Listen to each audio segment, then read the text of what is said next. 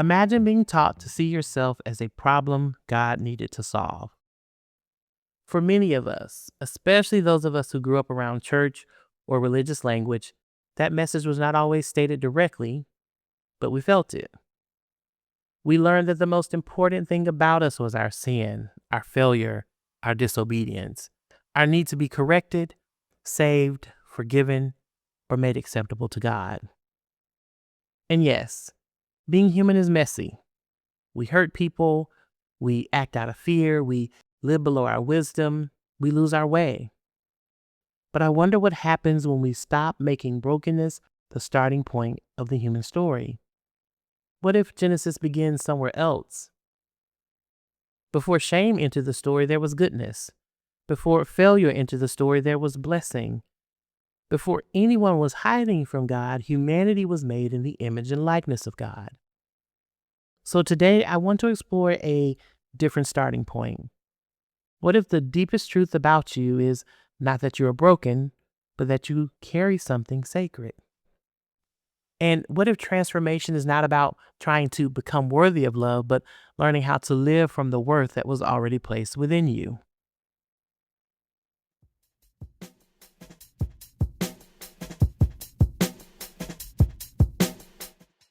Welcome to Seminary Outsider, the podcast where we explore the sacred beyond the walls of traditional religion and translate spiritual insight into personal transformation. I'm your host, Devin, and today's episode is called Original Perfection.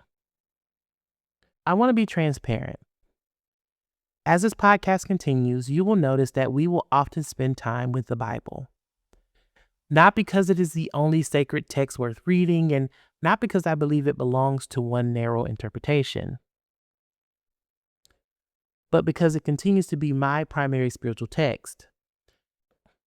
It is a text that shaped my earliest religious imagination, the text I have wrestled with, questioned, returned to, and reinterpreted over time. Alongside other sacred and wisdom traditions, it remains one of the central places where I listen for spiritual truth. And I want to name something clearly before we go further. I am fully aware that the Bible has not been experienced as life-giving for everyone. For many people, Scripture has been used to shame, control, exclude, silence, or wound. Some have had verses quoted over them in moments when they needed compassion.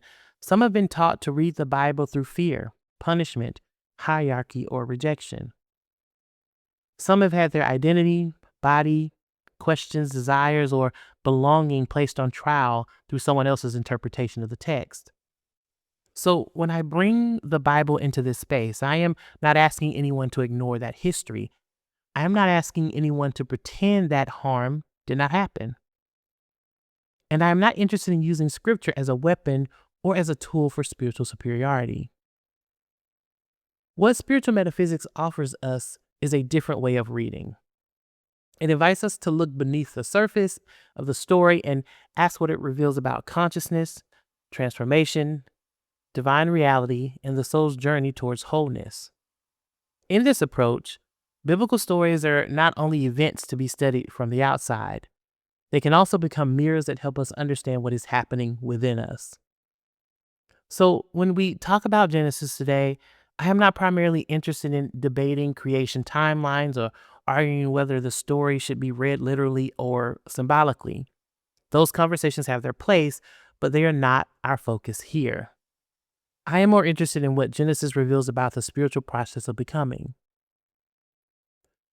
In the last episode, God 2.0, we explored the possibility that our understanding of God may need to expand. We talked about moving from God as a distant human-like figure to God as divine principle, infinite intelligence, love, life, creative power, and pure possibility. Today, we are going to take the next step. If God is life, intelligence, love, and creative power, then what does it mean for you to be made in the image and likeness of that reality? We're going to explore that in 3 ways.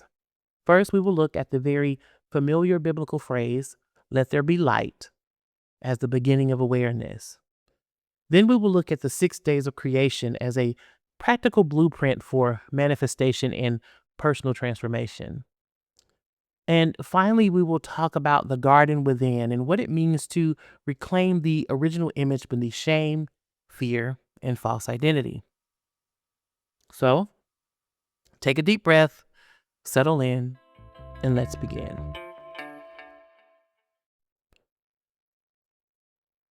The creation story begins with the word in the beginning.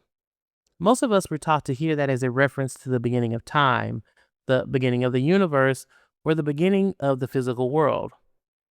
And that may be one way to understand it, but metaphysically, in the beginning can also point to the beginning of any creative movement. It is the first stirring of consciousness before a new reality takes form. That matters because all transformation begins in consciousness. Before you change a habit, you become aware of the pattern. Before you make a decision, you begin to see the old belief that was driving the previous one. Before you become someone new outwardly, something has to awaken inwardly. Genesis says that darkness was over the face of the deep, and the Spirit of God moved upon the waters. I think that image is deeply honest because many of our transformations do not begin with clarity. They begin in a kind of inner darkness. Something feels unsettled, something no longer fits, a relationship changes, a belief collapses, a role loses its meaning, or a version of ourselves that once felt necessary now feels too small. And when we are in that place, we often assume something is wrong. We call it confusion, we call it failure, we call it being lost. But the creation story offers another possibility. It suggests that the void is not always the absence of God. Sometimes the void is where creation begins. That is not to romanticize pain or confusion. Some seasons are genuinely difficult, and we do not need to spiritualize everything in a way that dismisses the real ache of being human. But we can hold difficulty with a different kind of imagination. The fact that something is formless does not mean it is meaningless. The fact that you cannot yet name what is happening does not mean nothing sacred is happening. Then comes the command, let there be light. Metaphysically, light represents awareness. It is illumination. It is the capacity to see. It is not necessarily the full answer, and it is not always an immediate resolution. Often light is simply the first honest recognition of what has been hidden.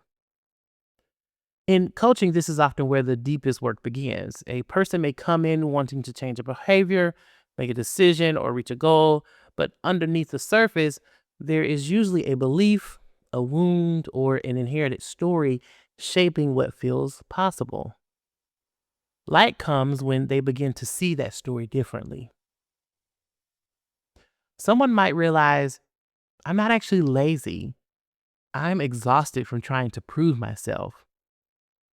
Someone else might realize, I keep avoiding visibility because being seen once felt unsafe. Another person might say, I thought I was being responsible, but I am actually organizing my life around fear. That kind of awareness can be uncomfortable, but it is also holy. It is the moment when the light comes on inside the room. The furniture may still be out of place, there may still be dust, grief, clutter, and unfinished work, but now you can see. And once you can see, you are no longer completely governed by what was hidden. This is why awareness is not just psychological, it is spiritual. To become conscious is to participate in creation. It is to allow divine light to enter the spaces and places where fear, shame, and old conditioning have been operating in the dark. So, if you are in a season that feels chaotic, I want to invite you to consider that chaos may not be the opposite of creation. It may be the early stage of it.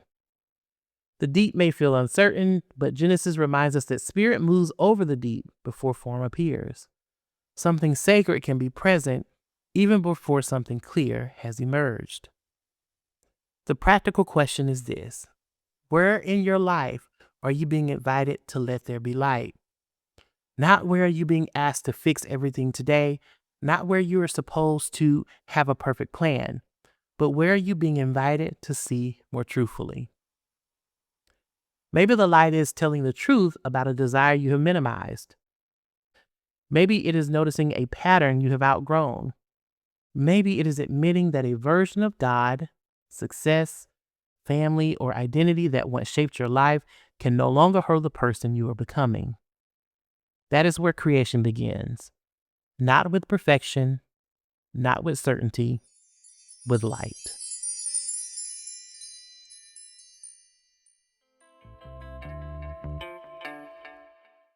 After light appears in the Genesis story, creation unfolds progressively. There is a rhythm, order, development, and movement. Something invisible becomes visible, but it does not happen all at once. It comes forth in stages. I find that deeply comforting because many of us become frustrated with ourselves when transformation does not happen immediately. We have an insight and expect our whole life to reorganize by the next morning. We name a desire and then shame ourselves because we have not fully embodied it yet. We imagine the final form and forget that every meaningful creation has a process. The 6 days of creation can be understood metaphysically as a blueprint for how divine ideas move into expression. The first stage is light, which we have already named as awareness. Before anything else can happen, something must be illuminated. You become conscious of a desire, a truth, a wound, a calling, or a possibility. You may not know what to do with it yet, but you know something has been revealed. The second stage involves separation. In Genesis, the waters above are separated from the waters below. Metaphysically, this points to discernment. Once awareness comes, you have to begin distinguishing what is true from what is inherited, what is fear from what is wisdom, what is ego from what is soul, and what is yours to carry from what was placed on you by someone else. This stage is important because awareness can feel overwhelming if it is not followed by discernment. You begin seeing all kinds of things: old beliefs, old wounds, new possibilities, unresolved emotions, competing desires. Discernment helps create inner space. It allows you to say, "This belief protected me once, but is not guiding me now." Or, "This desire is not just a fantasy, it is connected to something real in me." Or, "This fear is understandable, but it does not get to make the final decision." The third stage brings land, vegetation, seeds, and fruit. This is where creation becomes grounded. Spiritually, this is the movement from inspiration to structure. And I think this is where many of us struggle. We love the idea, we love the vision, we love the moment of insight when something feels possible, but eventually every divine idea needs soil. It needs a structure that can hold it. It needs habits, practices, support, time, and repetition. If you want to write, the soil may be a regular writing practice. If you want to heal a relationship, the soil may be honest communication and emotional responsibility. If you want to deepen your spiritual life, the soil may be silence, prayer, study, or community. If you want to change your relationship with yourself, the soil may be the daily discipline of speaking to yourself with less cruelty. This is not the glamorous part of transformation, but it is sacred. Seeds do not become fruit because we admire them. They become fruit because they are planted in the right conditions and tended over time. The fourth stage brings the sun, moon, and stars, which govern days, seasons, and years. Metaphysically, this stage speaks to rhythm and timing. Transformation has seasons. There's a time to begin, a time to wait, a time to act, a time to rest, a time to prune, and a time to harvest. One reason people burn out is because they try to make every season a harvest season. They want constant output, constant clarity, constant productivity, constant visible progress. But creation does not work that way. Even in Genesis, there is rhythm. There is evening and morning. There is movement and rest. There's a sequence. In your own life, rhythm might mean learning to trust the pace of your becoming. It might mean realizing that a quiet season is not a wasted season. It might mean accepting that some growth is happening beneath the surface before it can be seen outwardly. The fifth stage brings living creatures in the waters and birds in the sky. This is movement. This is life beginning to circulate. In terms of transformation, this is when the inner work begins to take outward expression. You have the conversation, you submit the application, you share the idea, you set the boundary, you try the new practice, you allow what has been forming inside to move. This stage can feel vulnerable because movement invites response. Once something leaves the safety of imagination, it enters into relationship with the world. Other people may see it, they may misunderstand it, they may celebrate it, they may ignore it, they may have opinions. And that is why many people keep their dreams in the private sanctuary of someday. Someday feels safe because it cannot be criticized. But creation eventually asks to live. The sixth stage is full expression. Humankind appears in the image and likeness of God. Metaphysically, this is embodiment.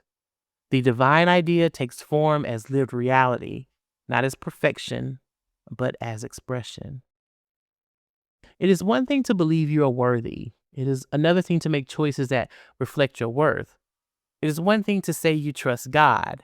It is another thing to stop forcing what is not aligned. It is one thing to feel called to create. It is another thing to sit down and create before anyone has validated the work. Embodiment is where spiritual truth becomes visible through your life.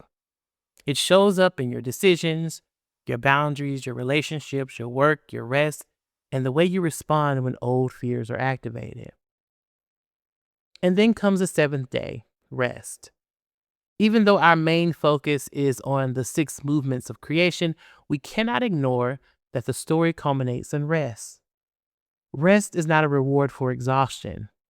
It is a part of divine order. It is the recognition that creation does not become more sacred because we keep anxiously touching it.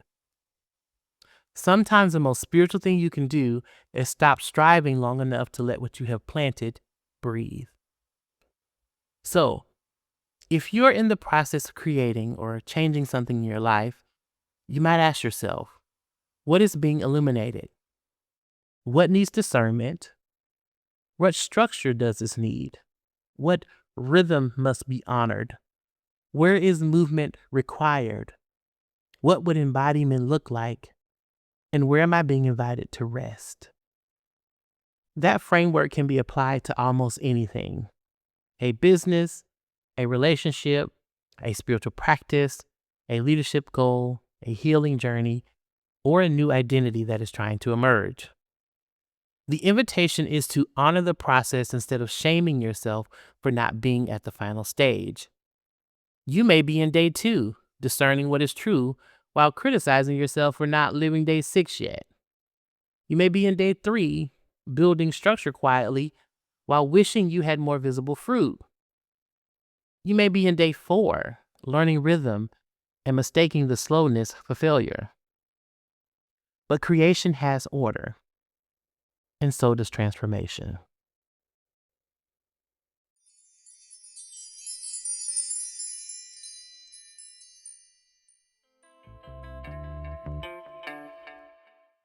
Now we come to one of the most powerful statements in Genesis.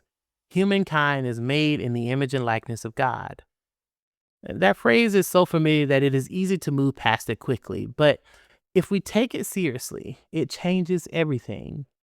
It means that before we talk about failure, we have to talk about origin. Before we talk about what has gone wrong, we have to talk about what is most deeply true. Metaphysically, to be made in the image and likeness of God means that your essential nature comes from divine reality. Your deepest self is not manufactured by trauma, shame, social approval, religious performance, or personal achievement. Those things may shape your personality, your coping strategies, and your self-understanding, but they do not create your essence. Your essence is sourced in God. That is what I mean by original perfection. Now, I want to be careful with that phrase because perfection can sound unrealistic or even harmful if we use it poorly. I am not saying your personality is flawless. I am not saying you never make mistakes. I am not saying you do not need growth, accountability, healing, or maturity. Human beings are complicated, and we all are capable of acting from fear, ego, immaturity, and pain. Original perfection does not mean there is nothing to heal. It means healing begins from worth, not shame. That is a major difference. If I believe I am fundamentally broken, then transformation becomes a desperate attempt to become acceptable. I'm trying to fix myself into lovability. I am trying to improve myself into worth. Even my spirituality can become another performance, another way of proving that I am good enough for God, for others, or for myself. But if I begin with divine image, transformation becomes something else. It becomes remembrance. It becomes a removal of what is false so that what is true can be expressed more freely. It becomes a return to the original image beneath the layers of fear, shame, and conditioning. This is also where deep transformational coaching connects so beautifully with spiritual metaphysics. In that kind of work, we are not simply trying to manage behavior at the surface. We are listening for the wholeness underneath the behavior. We are asking what belief, wound, or survival strategy has covered the deeper self. We're not trying to manufacture worth. We're helping a person connect with the worth that was already present. This is why the garden matters. Many of us were taught to think of the garden primarily as a place we lost, a paradise from which humanity was expelled. And again, there are many ways to read that story. But metaphysically, the garden can also be understood as a state of consciousness. It represents union, intimacy, innocence, and alignment with divine life. In that sense, the garden is not behind us. The garden is within us.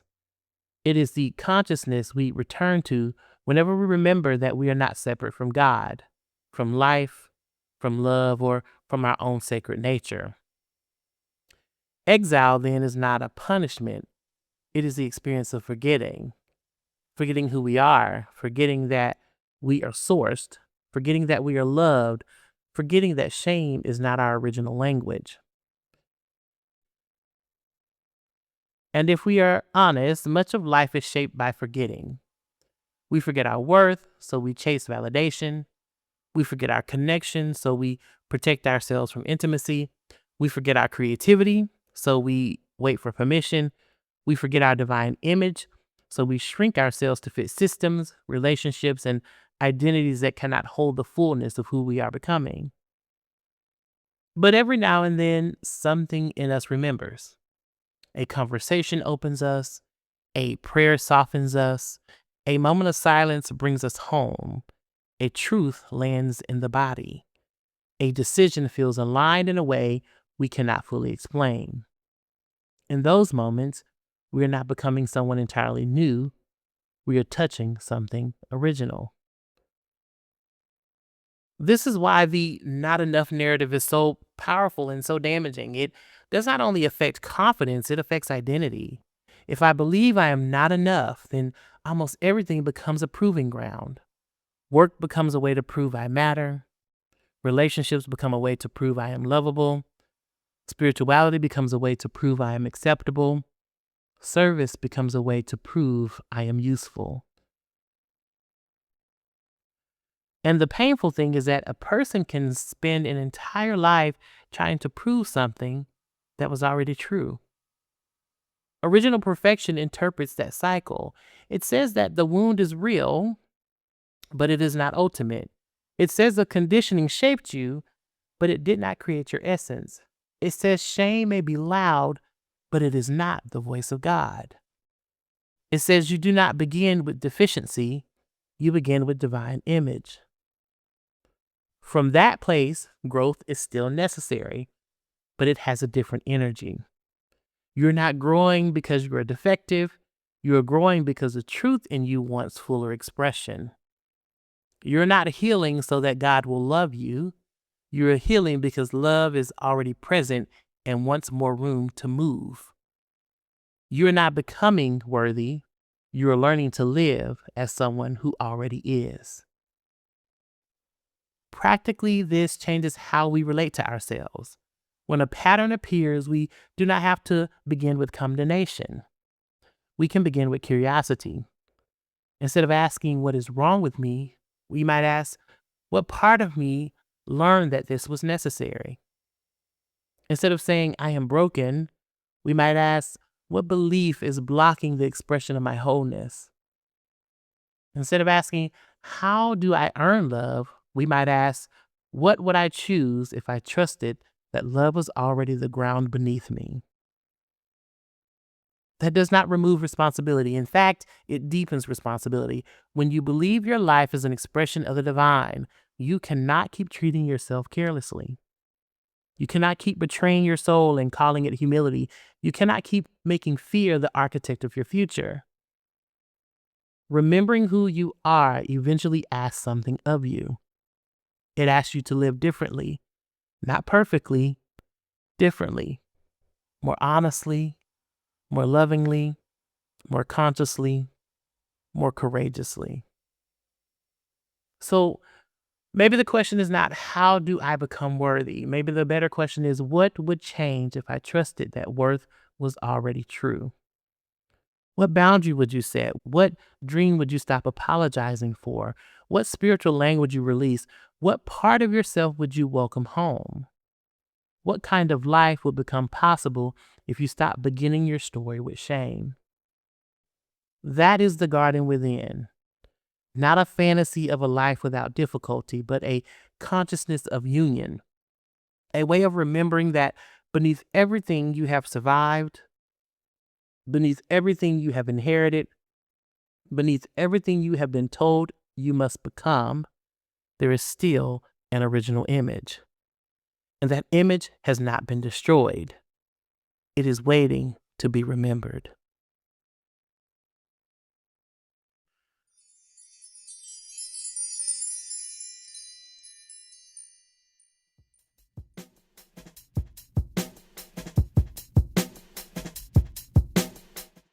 As we come to a close, let's gather the threads.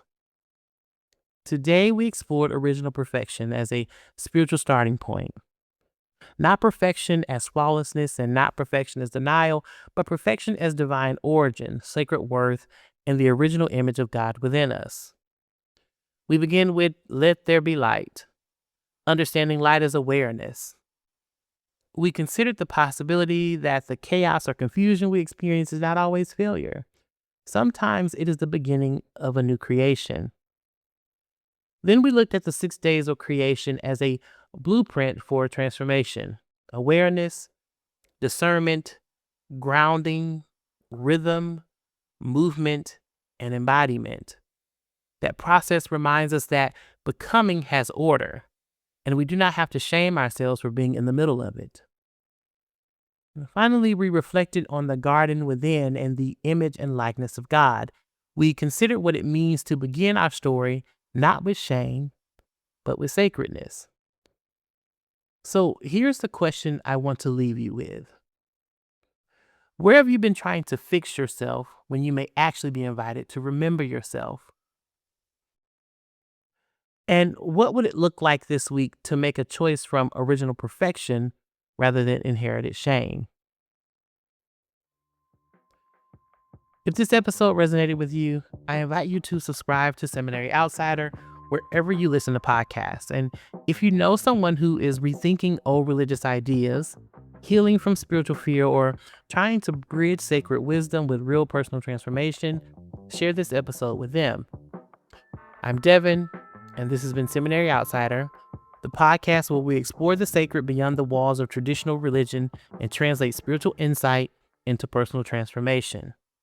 May you remember that before you were ever taught to strive, prove, hide, or perform, you were already held in divine image. Until next time, goodbye.